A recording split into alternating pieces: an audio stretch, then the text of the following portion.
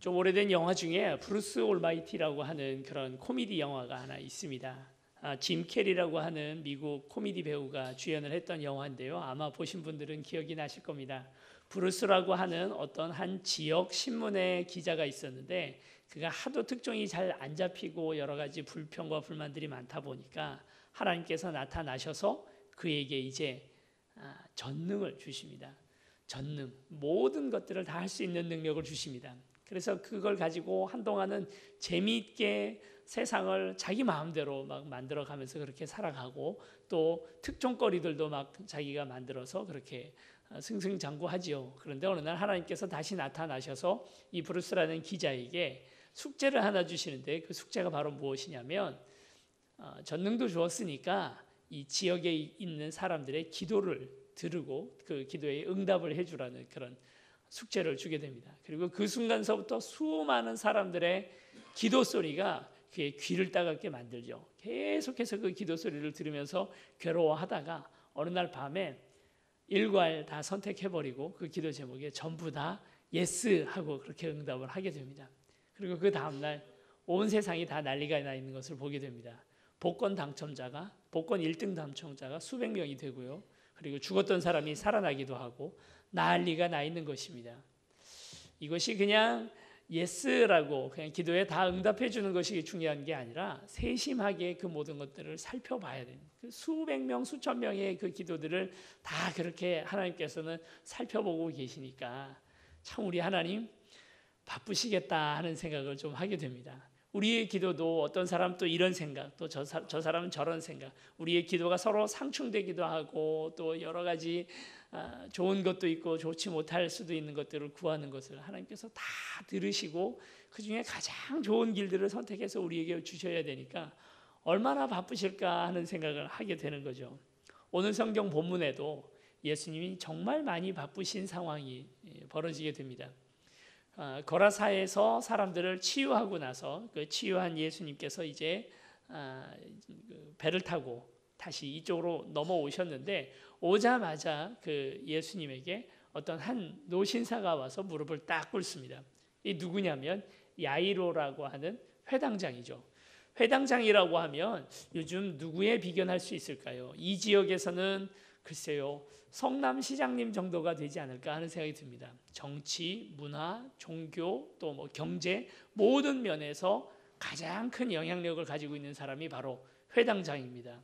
그런데 이 회당장이 웬만해서는 자신의 정치적 입장이나 이런 것들이 있기 때문에 예수님에게 와서 예수님 어떤 편향적인 모습을 보여주면 안 되는데, 그런데 지금 무슨 일이 벌어졌냐면 그의 딸, 12살 된 딸이 지금 죽게 됐거든요. 그러니까 뭐 이것저것 돌아보지 못하고 예수님에게 와서 무릎을 꿇은 것입니다. 자신의 체면이나 정치적 입장은 전혀 이제 지금 고려할 상황이 아니죠. 지금 당장 그의 딸 하나밖에 없는 딸이 죽게 되었으니까 그런 것 지금 생각할 때가 아닙니다. 무릎을 딱 꿇고 와서 예수님에게 도와달라고 합니다. 여러분 이럴 때 어떤 생각이 드실 것 같습니까? 만약 우리 성남시장님 딸이 지금 당장 죽게 됐는데 뭐 우리 중에 누군가 기도 신유의 능력이 있는 분이 한 분 계셔서 와서 기도해 달라고, 그래서 가서 이제 기도해 주러 가는 겁니다. 어떤 생각이 드실까요?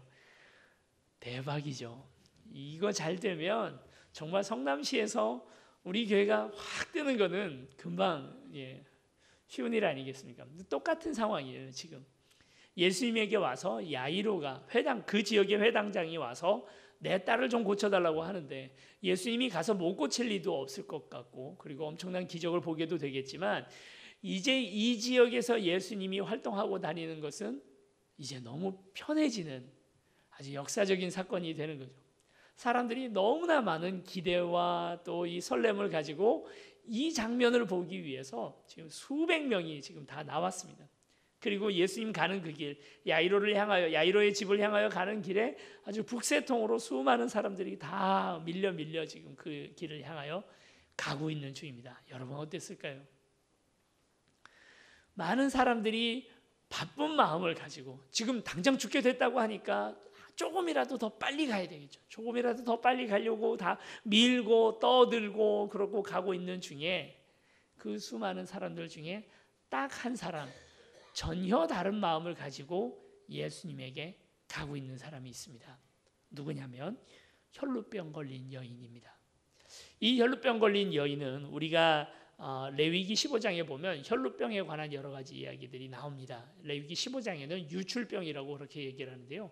이 유출병이라는 게 한 달에 한 번 우리 여자분들이 걸리는 마법, 달거리를 하게 되면 그걸 이제 이야기하는 것이 유출병입니다. 이 유출병에 걸리게 되면 이 걸린 사람도 부정합니다. 걸린 사람도 부정하지만 이 유출병에 걸린 사람을 만진 사람이나 같은 의자에 앉은 사람도 같이 부정해진다라고 그렇게 율법은 말하고 있습니다. 부정하다라고 하는 것은 우리가 생각하는 것처럼 어떤 위생관념, 그래서 더러워진다라는 그런 의미가 아니고요. 종교적인 의미를 가지고 있습니다. 종교적으로 그가 거룩하지 못하기 때문에 기도도 하지 못하고 예배도 드리러 가지 못하고 그리고 또 그의 가지고 있었던 능력도 잃어버리는 거예요. 그러니까 마치 삼손이 머리가 잘렸을 때 머리카락이 잘리고 나서 그가 가지고 있던 그 전능의 능력이 없어져 버리는 것처럼 부정해진다고 하는 것은 내가 가지고 있던 기도의 능력이나 하나님으로부터 받았던 어떤 약속이나 그 모든 것들이 다 취소가 되는 상황이 바로 부정해지는 상황이거든요. 그러니까 어떻겠습니까? 이 혈루병 걸린 여인은 참 딱해요. 누구도 만질 수가 없어요. 그의 식구들 어느 누구하고도 접촉하지 못합니다. 그래서 12년 전에 처음에 이 병에 걸렸을 때만 해도 여러 의사들을 찾아다니면서 이 병을 어떻게든 낫게 하겠다고 그렇게 애를 많이 썼는데 그 의사들에게 재산만 다 탕진하고 아무것도 얻은 것이 없었다는 거예요. 참 딱한 이 여인이 어느 날 예수님이 놀라운 능력을 가지고 있다는 소식을 들었겠죠. 그리고 지금 자기의 눈앞에 그 예수님과 수많은 무리들이 지금 야이로의 집을 향하여 가고 있습니다.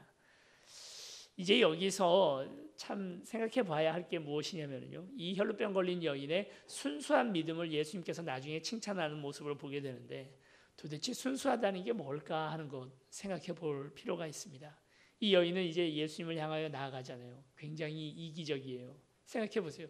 수백 명이 지금 예수님을 위시하고 있기 때문에 이 여인이 나중에 예수님의 옷자락이라도 잡으려면 어떻게 해야 되냐면 거기에 있는 수많은 남자들을 다 밀고 해야만 가서 그 옷자락을 잡을 수 있는 겁니다. 이 여인이 손을 대는 남자들마다 다 거룩을 잃어버려요. 그래서 이제 예수님에게 나가지도 못하고 예배드리지도 기도하지도 못하게 되는 상황을 만들면서 막 만지면서 가서 예수님 옷자락을 잡아야 되니까 참 어떤 면에서 보면 너무 이기적이고 파렴치한 사람인 거죠. 그리고 옷자락만 잡아도 되리라 하는 그 간절한 마음을 가지고 예수님에게 나아가는 겁니다. 사실 순수함이란 간절함하고 바로 연결이 됩니다. 야이로도 간절했기 때문에 자신의 지위나 체면이나 정치적 입장 전혀 상관없이 예수님에게 와서 무릎을 꿇을 수가 있었던 거고, 오늘 지금 이 혈루병 걸린 여인도 너무나 간절했기 때문에, 절박했기 때문에 주님 앞에 나와서 주님의 옷자락, 남들 신경 쓸 게 아닙니다. 남들이 나 때문에 거룩을 더럽힘을 당한다 만다가 지금 중요한 게 아닙니다.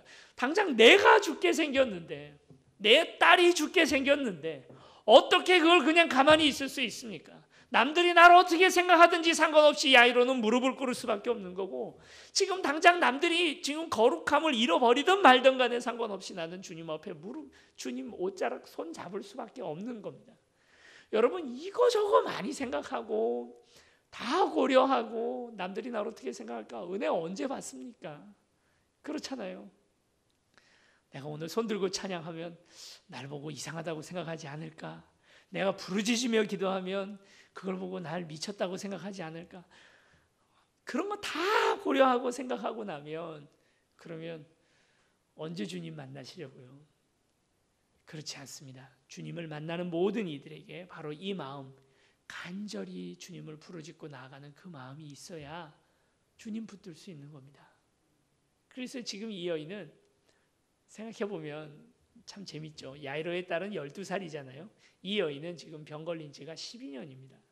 어떻게 보면 같은, 그러나 이 12살 나이 이 소녀 같은 경우에는 앞으로 살 날이 창창하잖아요. 그리고 또 생각해보면 이 인간적인 마음이지만 그 지위나 모든 면에 있어서 훨씬 더 이 여인보다 중요합니다. 이 여인은 이전에는 재산이 좀 있었는지 몰라도 그 재산 다 까먹고 이제 빈털터리 거지가 되었어요. 근데 지금 이 야이로의 딸 같은 경우에는 살려만 놓으면, 그리고 솔직히 말하면 12년 병 알아왔잖아요. 앞으로 몇 년 좀 더 아니면 며칠만 더 병 앓는다 해서 뭐 어떻게 되는 거 전혀 아닙니다. 그렇잖아요. 지금 이 야이로의 딸은 당장 죽어요. 이거 치료해 놓지 않으면. 누가 더 급합니까? 누가 더 바쁜 일인가요? 누가 더 소중하고 누가 더 중요하나요? 우리의 입장에서 생각할 때는 당연히 야이로의 딸이지 않습니까? 여러분 이것도 한번 생각해 봐야 됩니다. 이 지금 혈루병 걸린 여인이 와서 예수님의 옷자락을 잡는 순간 어떻게 됩니까? 레위기 15장에 의하면 이제 예수님도 부정해질 거예요. 능력이 안 나갈 거 아닙니까? 야이로의 딸은 누가 고쳐요? 물론 그게 아니라는 사실을 나중에 밝혀졌습니다. 이 얘기에 대해서는 조금 있다가 다시 말씀을 드리겠습니다만, 그러나 처음 도전하고 이제 예수님의 옷자락을 잡으러 가는 여자의 입장에서는 그거 분명히 생각해야 되거든요. 내가 잡으면 예수님이 능력이 그쳐버리고 야이로의 딸은 죽을 수밖에 없다는 사실을 생각하면서도 지금 그걸 생각하지 않습니다. 이 여인은 가서 무조건 예수님의 옷자락만 잡습니다. 예수님의 옷자락을 잡기 위해서 남들 생각하지 않고 그저 어떤 면에서는 이기적인 마음까지 가져가면서 예수님 옷자락을 잡았던 이 믿음을 주님께서는 칭찬하고 계시는 것입니다. 여러분, 순수함이란 간절함입니다. 간절하게 주님 붙드는 그 마음이, 오늘 그 마음을 주님께서 보십니다. 우리의 믿음이 자라지 않는 이유는 무엇입니까? 우리가 간절하지 않기 때문입니다. 그러나 어느 순간 우리가 간절한 마음을 가질 수밖에 없는 거냐면, 오늘 우리의 한계를 깨달을 때, 죽음 앞에 설 때에 내가 언젠가 끝이 있구나 하는 것을 깨달은 바로 그 순간에 어느 누구도 간절하지 않을 수 없습니다. 주님, 나를 붙들어 주세요. 나를 구원해 주세요. 제발 구원해 주세요. 간절한 마음으로 이방 여인이 주님 앞에 나와서 자신의 딸을 위하여 기도할 때 예수님께서 한번 시험하시죠. 뭐라고 합니까? 자녀의 밥상에 자녀의 음식을 개들에게 주는 것이 마땅하지 않다, 이렇게 얘기를 합니다. 참 상처받을 만한 말인데 이 수로보니게 이방 여인은 전혀 굴하지 않습니다. 그 밥상에서 떨어지는 부스러기로 개들이 배를 불리는 것 아닙니까? 부스러기라도 주세요. 예수님께서 그때 자신의 본심을 드러내십니다. 딸아, 내 믿음이 너를 구원하였다 하고 그를 구원해 주시는 것이죠. 어떤 누구보다 이 사람이 믿음이 크다라고 얘기하십니다. 사실 믿음이라는 건 간절함입니다. 이 간절한 마음으로 수많은 남자들을 더럽히면서 이 여인은 나아가서 예수님의 옷자락을 딱 잡습니다. 그 순간 예수님이 바쁘게 가던 걸음을 멈추시죠. 그리고 돌아서십니다. 여러분, 이건 놀라운 사건입니다. 생각해 보세요. 이미 이 여인은 병이 나았습니다. 옷자락을 잡는 순간 이미 병이 나았습니다. 병 나았으니까 예수님 가던 길 그냥 가시면 돼요. 그런데 예수님이 가던 길을 가지 않으십니다. 멈추십니다. 사실 여기서 지체하다가 야이로의 딸은 실제로 갔더니 이미 죽었어요. 물론 다시 살아나니까 우리는 그 결과를 다 아니까 그게 뭐 어떠해라고 생각을 할지 몰라도, 그 당시 사람들의 입장에서 보면 이건 예수님께서 지체하시다가 결국 그 딸은 죽었다고요. 그리고 혈루병 걸린 그 여인에게 돌아서십니다. 그리고 물어보시는 겁니다. 누가 내 몸에 손을 대었느냐? 제자들 입장에서는 기가 막힌 얘기죠. 아니, 지금 바쁘다고요, 예수님. 아니, 지금 여기서 이러고 있을 때가 아닙니다. 누가 몸에 손을 대긴요. 여기 있는 사람 중에 손 안 댄 사람 있으면 손 들어봐. 야, 아무도 없어요. 지금 다 이 난리가 났는데, 다 예수님 만지고 다 예수님 떠밀고 이러면서 갔는데 누가 손을 대었냐니 그게 말이 됩니까? 그걸 지금 찾겠다니. 안 된 사람 찾는 게 더 나을 거예요. 예수님은 수백 명 손대는 사람들의 손과 간절한 마음으로 자신의 병을 위하여 손댄 그 손댐을, 그 터치를 구분을 하시는 분이십니다. 오늘 우리 세운교회 한 40명 정도 되시는 분들이 이 자리에 모여서 예배를 드리고 계십니다. 주님께서 이 40명의 모든 마음들을 다 알고 계시겠죠. 그런데 이것을 이 한 사람 한 사람들 다 기억하시고 세밀하게 개인적으로 다 만나 주실까요? 요 1시간 동안에 40명 어떻게, 제가 지금 이번 주 그리고 지난주까지 신방을 쭉 하고 있습니다. 지금 40분 다 못 만났습니다. 신청 안 하신 분들 빨리 회개하시고 신청하셨으면 좋겠는데 다 못 만나요. 2주를 했는데도 다 못 만나잖아요. 그리고 그 속에 있는 정말 간절한 마음들을 다 제가 알아볼 수 있었을까요? 저는 그렇게 못했다고 봅니다. 그냥 기도할 뿐이죠. 그런데 예수님께서 그 수십 명, 수백 명 중에 한 사람의 마음을 예수님은 어떠실까요? 그걸 보시는 분이십니다. 60억 지구 인구가 있다고 합니다. 60억의 사람들 중에 15억 정도는 예수님을 믿고 지금 이 순간에 지금 동시에 예배를 드리고 계십니다. 미국에서 예배 드리고 있는 사람들보다 중국에서 주일날 예배 드리는 사람들이 더 많다고 하네요. 그럴 만큼이나 간절히 지금 15억이나 되는 사람들이 오늘 하루 예배를 드립니다. 내 예배는 주님께서 들으셨을까요? 내 기도를 15억이나 되는 사람들이 지금 예배 드리고 간절한 마음으로 주님을 붙들고 있는데 내 예배를 받으셨을까요? 받으실 수 있는 분이십니다. 15억의 의미 없는 터치와 그리고 단 한 사람의 의미 있게 와서 간절한 마음으로 내 옷자락을 붙드는 그 터치를 구분해 내시는 분이 우리 주님이십니다. 한 사람 한 사람 그 마음에 가지고 있는 사정과 그리고 그 믿음과 그 안에 있는 간절한 마음들을 그냥 넘기지 않으시고 그 한 사람 한 사람들의 마음들을 주님께서 붙들어 주시고 기도에 응답해 주시고 바쁜 일들 많잖아요. 요즘 같으면 더욱더 많습니다. 우리 북쪽에 가서 우리 김정은 그분도 어떻게 좀 만져주셔야 되고 그리고 또 한국 사회 이 경제 돌아가는 문제도 어떻게 좀 해주셔야 되고 그리고 막 여러 뭐 난민들 이런 사람들 유럽에 난입되고 있는 그 많은 난민들도 어떻게든 해주셔야 되고 그 바쁘고 바쁜 와중에 나의 이 작은 기도의 제목을 주님께서 응답해 주실까요? 그것에 귀를 기울이실까요? 우리 주님은 응답하시는 분이십니다.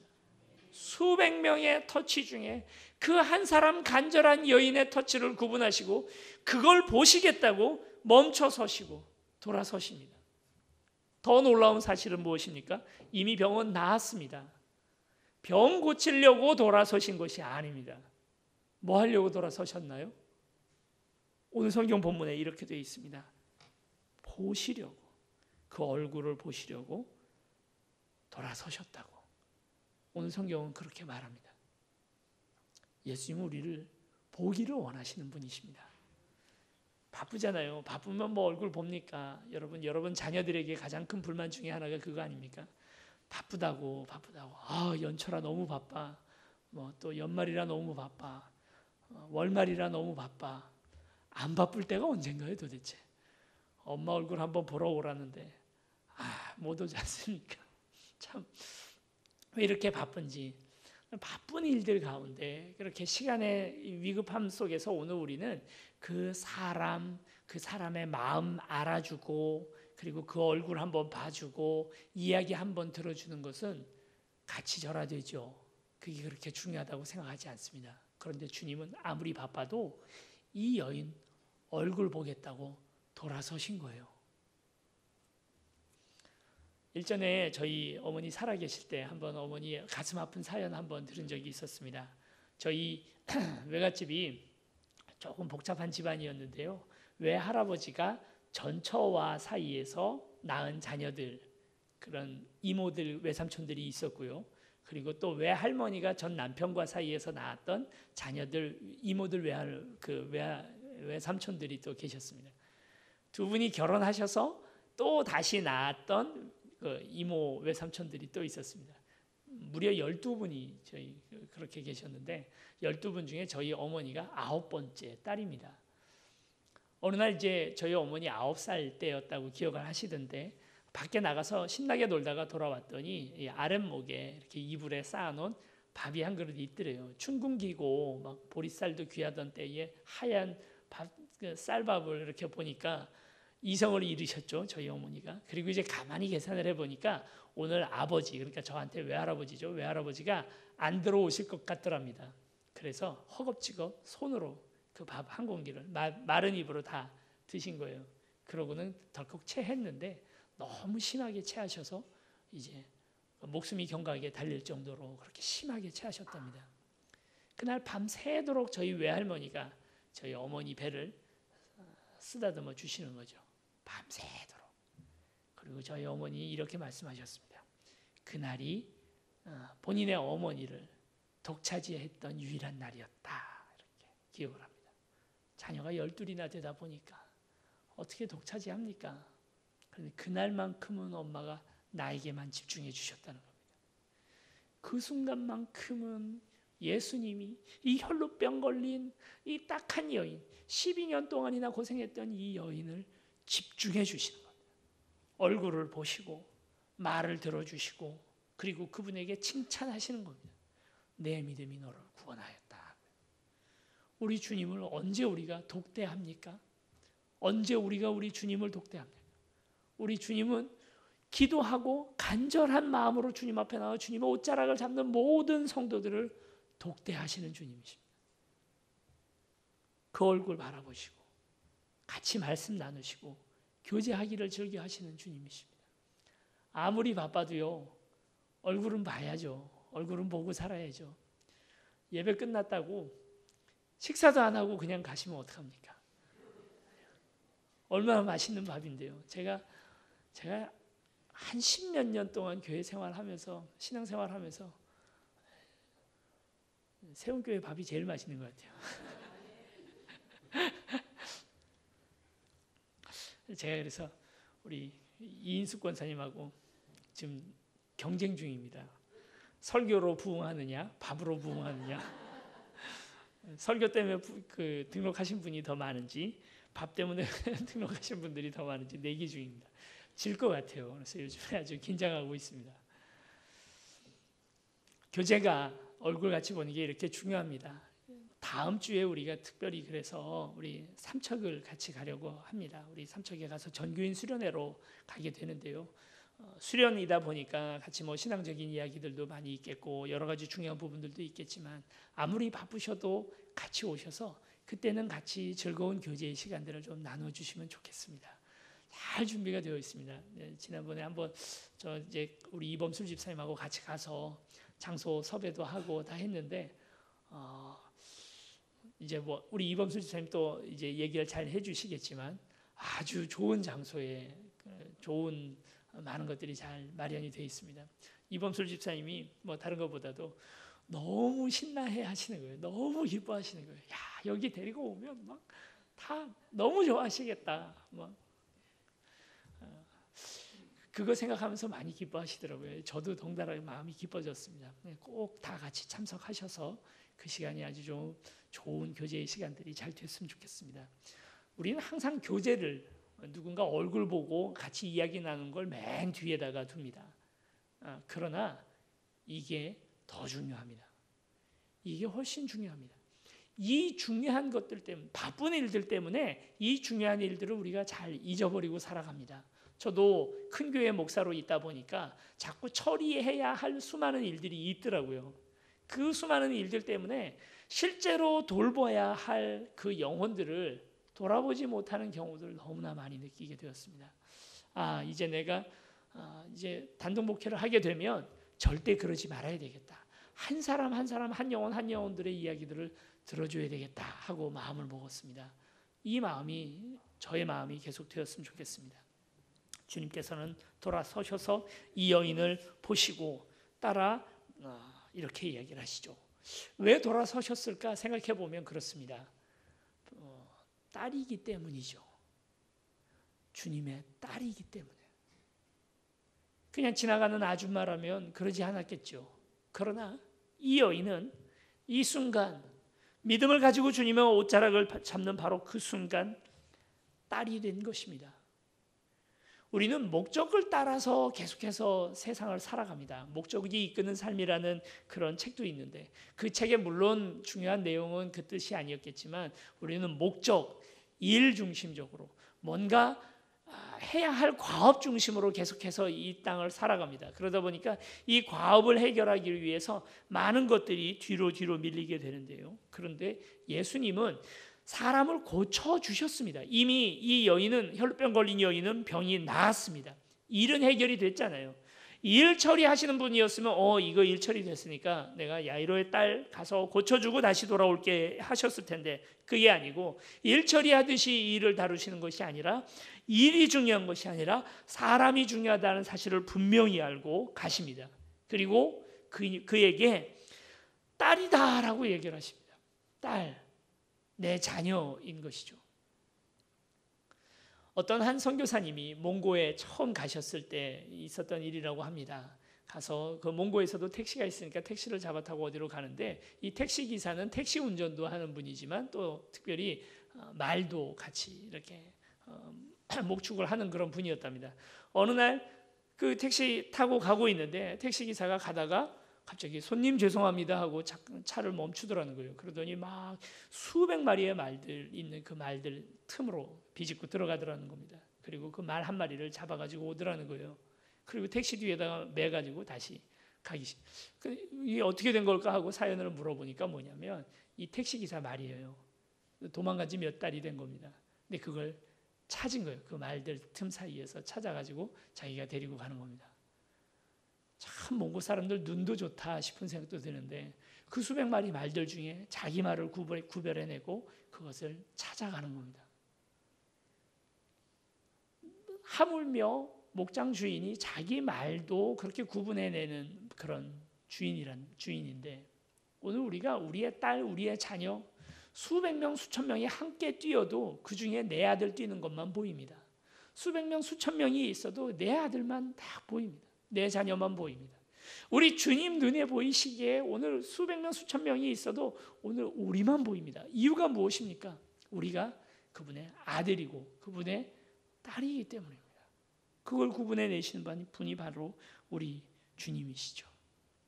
그리고 와서 혈루병 걸린 이 더러운 몸으로서 예수님의 몸을 만지지 않습니까? 그러면 예수님의 거룩이 없어지죠. 그렇게 돼서 이제 예수님의 능력이 없어져야 되는 것이 그 마땅한 일인데, 그런데 그렇게 되지 않았습니다. 여러분, 이게 오늘 우리가 가지고 있는 거룩에 대한 아주 중요한 오해입니다. 거룩이라고 하는 것은 오늘 우리는 항상 어떻게 생각하냐면 금묵자흑, 근주자적. 그러니까 먹에 가까이 가면 우리가 검어지고 인주에 가까이 가면 붉어진다 하는 생각이 있기 때문에 우리는 최대한 깨끗하게 우리 자신을 지키기 위해서는 그런 것들을 멀리 해야 된다라고 그렇게 생각합니다. 거룩을 유지하기 위해서는 뭐가 묻으면 안 되고, 이런 것이 바로 구약 성경의 중요한 사상이죠. 그래서 최대한 그런 사람들과 상종하지 않으려고 하고, 또 이런 더러운 것들에게 내가 오염되지 않으려고 애를 씁니다. 이것이 세상이 말하는 거룩의 개념이라면 예수님이 말씀하시는 거룩의 개념은 다릅니다. 전혀 다릅니다. 신약 성경이 말하는 거룩의 개념은 다릅니다. 이것은 도리어 더러운 것이 묻어지는 것이, 이 하얀 종이와 같아서 더러운 것이 묻어지면 더럽혀지는 것이 거룩이 아니라 도리어 하얀 페인트와 같아서 다른 더러운 것들을 희게 만들고 도리어 그 거룩을 입혀버리는 것이, 그것이 신약 성경에서 말하는 거룩의 개념입니다. 소금의 특징은 무엇입니까? 약간만 있어도 그 물 전체를 짜게 만들어서 맛을 내게 만듭니다. 누룩은 어떻게 합니까? 가루 서말을 능히 부풀게 하는 것이 단 한 줌도 되지 않는 작은 누룩 아니겠습니까? 예수 믿는 사람들은 그래서 믿지 않는 사람들이나 아니면 더럽혀진 사람들에게 가서 그들로 인하여 나도 같이 더럽혀지는 것이 예수 믿는 사람이 아니고, 우린 도리어 어떻습니까? 우리가 세상을 향하여 가서 그들에게 오늘 우리의 거룩을 입히고 우리의 좋은 영향력을 주는 것이, 그게 오늘 우리가 할 수 있는 일. 오늘 우리는 그런 거룩을 가지고 있습니다. 더럽혀지지 않습니다. 도리어 그들에게 나아가서 그들을 변화시키는 그런 사명이 오늘 우리에게 있는 것입니다. 사도행전 24장 5절에 이렇게 말합니다. 우리를 향하여, 사도행전 24장 5절에 보면 우리를 연병, 전염병이라고 부릅니다. 저 사람들은 전염병과 같다. 그래서 저 예수 믿는 사람들 때문에 수많은 사람들이 변화됐다라고 그렇게 말하는 거죠. 우린 전염병입니다. 우리가 전염당하는 개체가 아니라 도리어 그들을 예수 그리스도의 복음으로 그들을 거룩을 전염시키는 사람들이 바로 오늘 우리입니다. 우리 자녀들한테 맨날 얘기하잖아요. 친구들 잘 사귀어라. 넌 저런 애들이랑 놀지 말아라. 아닙니다. 도리어 이렇게 말해야죠. 야, 저런 애들이랑 좀 놀아봐. 쟤네들한테 예수가 뭔지 좀 가르쳐줘봐.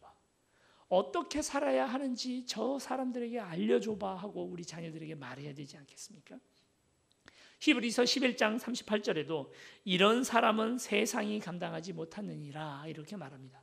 세상이 감당치 못할, 도저히 세상이 오늘 우리를 감당치 못해서 오늘 우리의 좋은 영향을 계속해서 받을 수 있는 그런 모습으로 오늘 우리는 만들어진 사람들입니다.